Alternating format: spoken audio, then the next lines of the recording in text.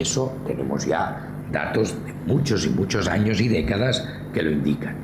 Por lo tanto, Cataluña es la primera interesada en que en España se reduzcan las desigualdades.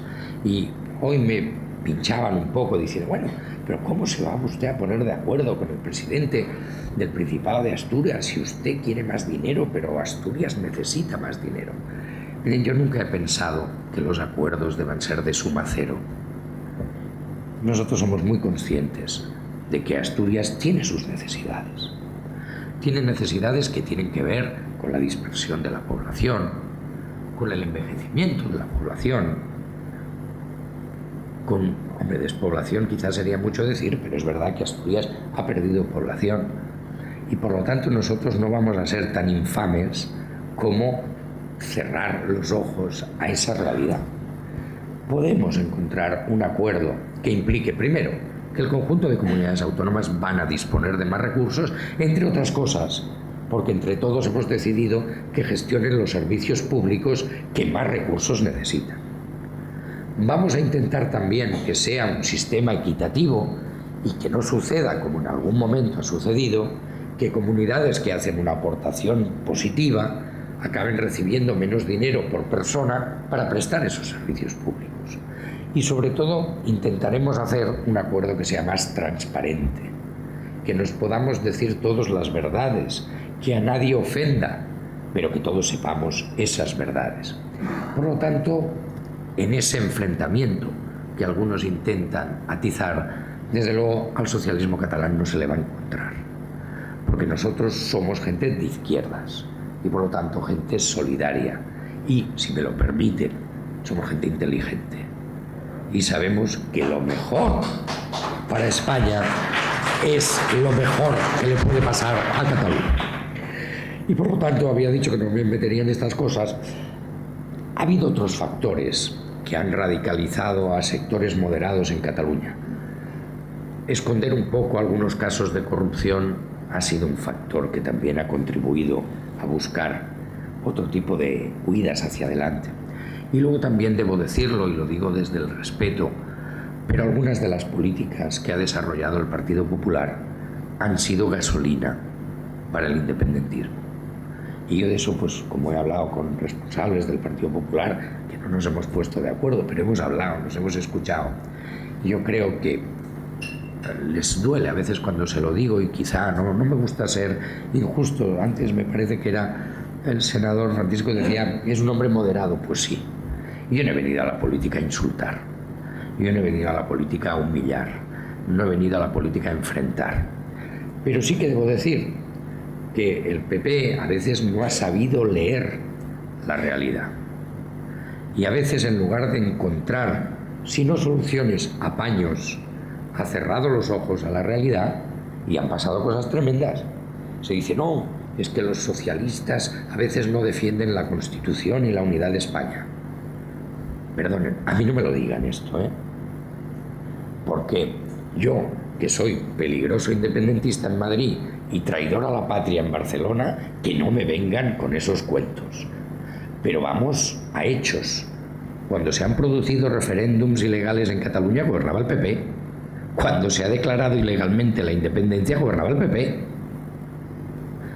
Y cuando ha hecho falta aprobar aplicar el artículo 155 de la Constitución, estando el PSOE en la oposición, no ha dudado un segundo en apoyar al gobierno. Yo lo digo porque como está tan de moda criticar al presidente del gobierno, Pedro Sánchez, hombre que renunció a su escaño para no tener que abstenerse a la investidura de Rajoy, pero que en cambio cuando Rajoy le pidió que para la mejor defensa de la integridad de España y de la legalidad le apoyara, no vaciló un segundo. Yo no quisiera ahondar en esa cuestión, pero realmente los partidos de derechas cuando están en la oposición tienden a arrimar poco el hombro. Los socialistas no. Lo digo porque, en fin, se dicen estas cosas y dicen, no, es que los socialistas no defienden la Constitución porque no quieren aplicar ese 155 permanente. Bien, yo me lleno poco la boca de la palabra Constitución por respeto. Ahora, yo la voté. Yo la defendí en los institutos, tengo una edad. Y me la he leído y creo haberla comprendido. Y algunos de los que hablan de ese 155 permanente, creo que o no la han leído o no la han comprendido. Ese es un artículo excepcional para salir al paso de una quiebra de la legalidad. No es un mecanismo arbitrario o caprichoso para que el señor Rivera esté más tranquilo, que falta le hace. Pero no será a través de la aplicación permanente del artículo 155 que resolveremos los problemas. Entonces yo creo que se pueden decir las cosas con amabilidad, incluso con contundencia, que yo también lo hago, pero continuo, con conocimiento, con sensatez. Y yo creo que conviene recordar algunas cosas. Cuando en Escocia hubo un intento de independencia, incluso se puso a referéndum, luego hablaré del referéndum, porque me gusta porque me dicen, tú te metes en todos los charcos. Pues sí. ¿Qué hicieron el resto de británicos? Decirles a los escoceses que les querían y que querían seguir viviendo con ellos. No se hincharon a darles patadas para que se fueran. Aquí hay que decidir cuál es la mejor estrategia para convencer. Porque en una democracia, si no hay convencimiento, si no hay asentimiento, no hay solución. Y les decía, referéndum. Oiga, nosotros no queremos un referéndum sobre la independencia. Voy a explicarles por qué. Hay una razón que debiera bastar, pero que algunos consideran insuficiente, y es que nuestras leyes no lo permiten. Nuestra Constitución, aunque no lo dice, pero también aspira a una unión cada vez más perfecta. Cuando algunos en el estado de Texas se dirigieron al Tribunal Supremo de los Estados Unidos diciendo que por qué no se podía hacer un referéndum, les dijeron es que de aquí no se puede salir, porque nos hemos comprometido a seguir juntos y cada vez mejor. Eso mismo les pasó a los que querían hacer un referéndum en el Véneto, en Italia, o en Baviera, en Alemania. Por lo tanto, países que decidan preguntar a los ciudadanos de un Estado si lo que se quieren es disolver, hay bien pocos. Pero siendo esta una razón suficientemente potente, yo creo que hay otra que lo es más, al menos para mí.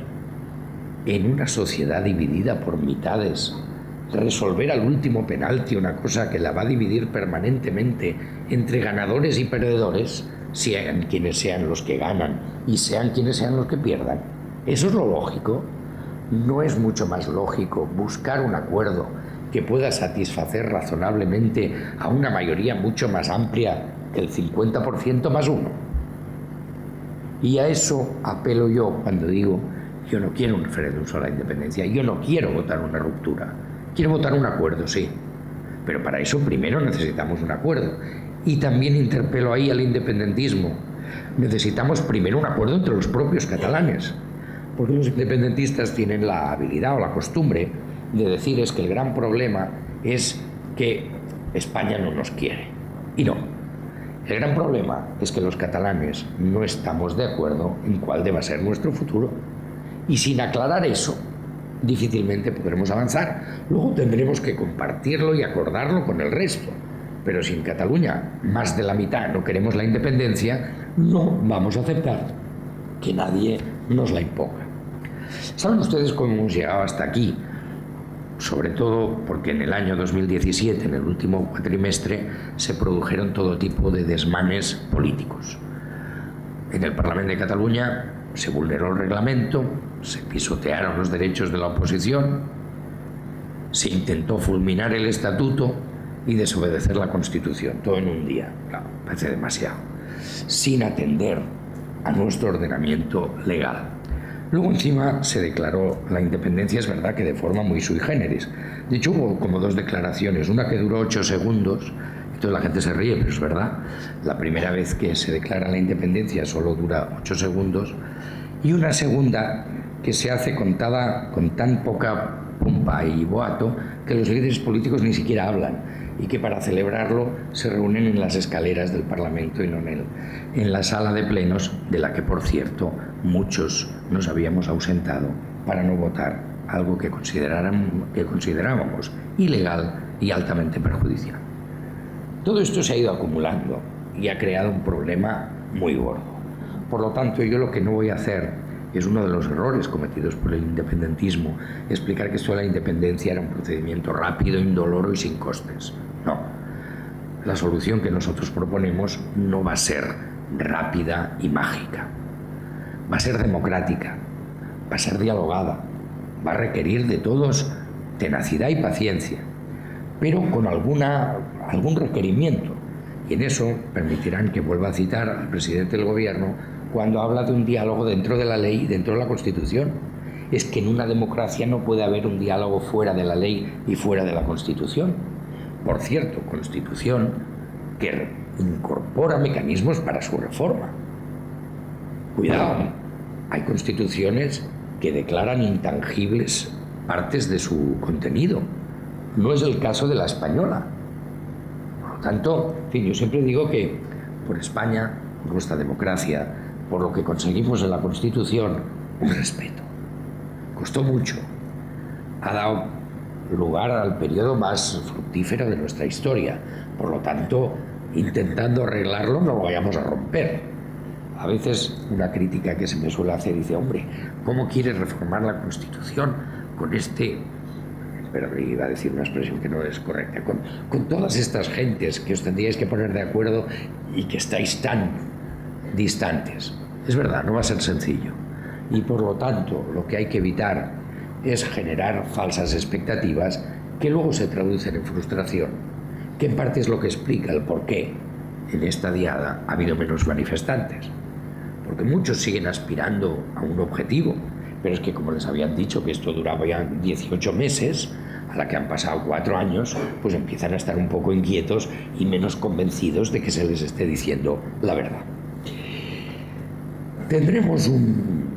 Se celebró un juicio, y aquí también hay que decir algunas verdades del barquero. En España, una persona no es nunca juzgada por sus ideas, sino por sus actos. Si un tribunal considera que pueden haber constituido delito. Por lo tanto, no hay presos políticos. Hay quien juega entonces y dice, hay políticos presos, vale, pero no presos políticos, no son presos de opinión. Si no, se me ocurre a mí una lista larga, que si por ser independentista uno estuviera en la cárcel, pues en fin, no habría cárceles, porque 2 millones de personas no nos caben. Por lo tanto, nadie está sometido a un juicio por sus ideas, sí por sus actos, que por cierto, hasta que no exista sentencia, hay una presunción de inocencia que se aplica a todos, incluso a quienes en estos momentos están en prisión provisional.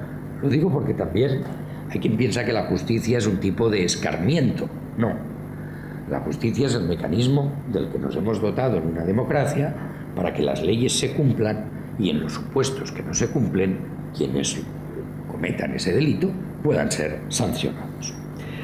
Seguramente hasta que no haya esa sentencia y no veamos todos realmente lo que ha pasado. Por cierto, este juicio, yo no sé si es el primero, pero para mí sí lo ha sido, que lo hemos podido seguir en televisión cada día. Yo les advierto, no podía porque uno también tiene que trabajar, pero hemos podido ver cosas interesantes. A un presidente del tribunal, por ejemplo, diciendo, oiga, todo lo que ha pasado hasta que empieza el juicio, para mí no tiene importancia. Las pruebas, las declaraciones que valen son las que se produzcan frente a la sala. Y por lo tanto, todas las ideas que algunos pudiéramos tener, más o menos preconcebidas, para el tribunal no valen. Solo valen los testimonios y las pruebas que se presentan y la contradicción que pueda existir entre ellas. Lo digo porque la instrucción hecha anteriormente o los informes policiales no son los que determinan la sentencia. La sentencia se determina por el tribunal después de haber escuchado y visto las pruebas en el acto del juicio. ¿Qué hay que hacer con una sentencia? En general la gente lo sabe. Las sentencias hay que acatarlas. De la misma manera que las leyes hay que cumplirlas. Lo cual no quiere decir que no puedan ser discutibles o discutidas o criticadas. Recordarán ustedes la sentencia de La Manada, pues fue amplísimamente criticada. Pero desde luego hay que acatarlas. Afortunadamente vivimos en un sistema de muchas garantías y por lo tanto, si una sentencia uno considera que lesiona sus derechos, puede recurrir frente al Tribunal Constitucional y frente al Tribunal Europeo de Derechos Humanos. Lo digo porque hay quienes pretenden presentar a España como una democracia de segundo nivel. No, mire, España tenemos el privilegio, el honor de formar parte de las 20 democracias plenas del mundo. Y no lo dicen el gobierno de España, lo dice The Economist, lo dice Freedom House, lo dicen las ONGs que trabajan en temas de derechos humanos. Por lo tanto, tenemos un sistema que, como todos, es perfectible, pero que garantiza los derechos. Tanto es así que hay gente que no lo ha entendido todavía, que ni siquiera se puede juzgar a quienes han huido, porque la garantía de nuestro sistema obliga a escuchar su declaración. Y si ellos han decidido, digámoslo suave, ausentarse, el tribunal renuncia a juzgar y sentenciar a esa persona, precisamente para garantizar los derechos de quien ha decidido hacer mangas y capirotes de la legalidad española. Yo, como verán, cuando en algunos lugares que me hacen perder la voz, dicen que no soy español o que no lo soy lo suficiente, yo sinceramente creo que lo soy más que los que me lo dicen. Se lo digo así. Los socialistas hemos hecho un esfuerzo de pensar en qué modelo federal iría bien a España.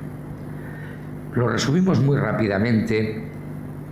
Primero, somos el único partido que ha formulado una propuesta concreta. Algunos piensan que demasiado concreta incluso. Hicimos el año 2013. Para resumirla, los socialistas catalanes hablamos de 4 R's. Reglas, cómo se reparten las competencias. Todo el mundo sabemos que, por desgracia, hay interferencias entre unas y otras administraciones, hay duplicidades, hay conflictos. Y aquí también invito a leer la Constitución a muchos que hablan de ella desde el desconocimiento. En la Constitución española no se sabe ni cuántas comunidades autónomas hay, porque cuando se hizo la Constitución sencillamente eso no se sabía.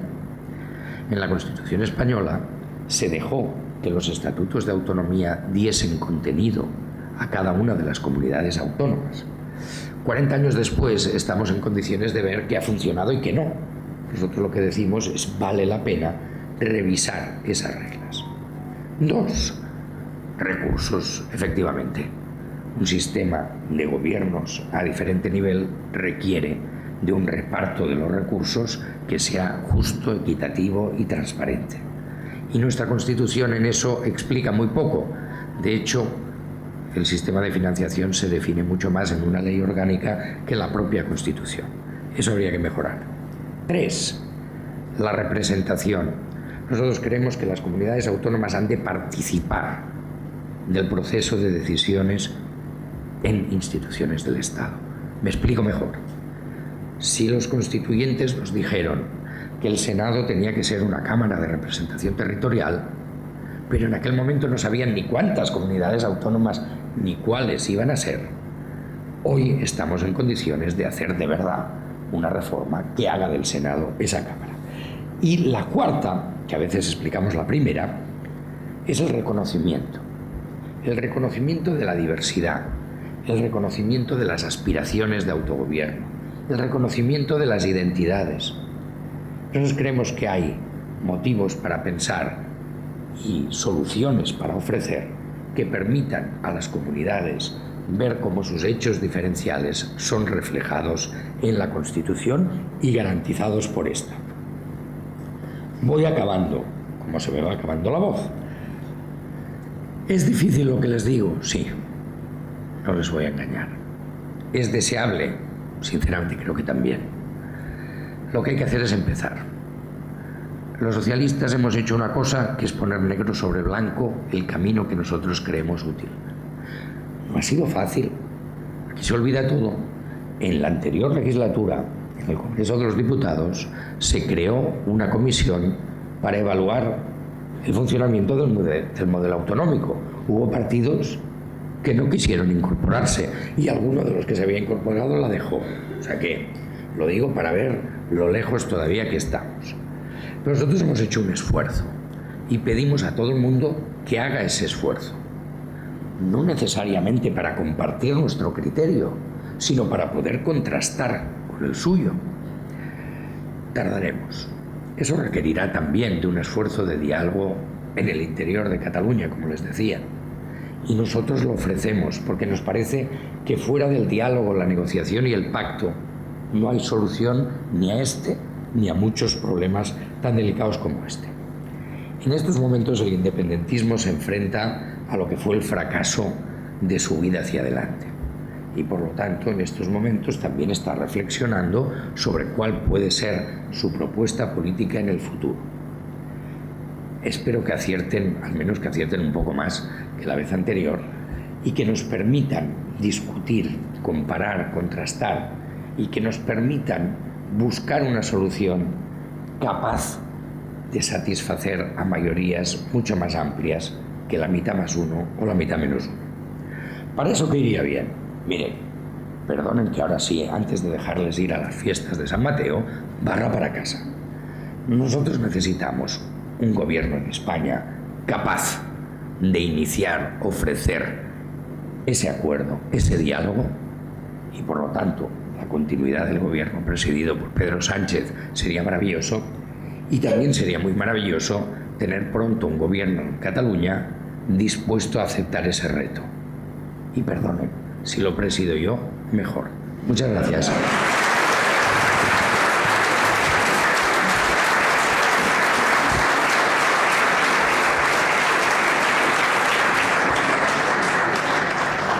Bueno, muchas gracias a Miquel Iceta por esta excelente charla, y para no forzar mucho a nuestro invitado, sí que vamos a dar opción a alguna pregunta, pero breve.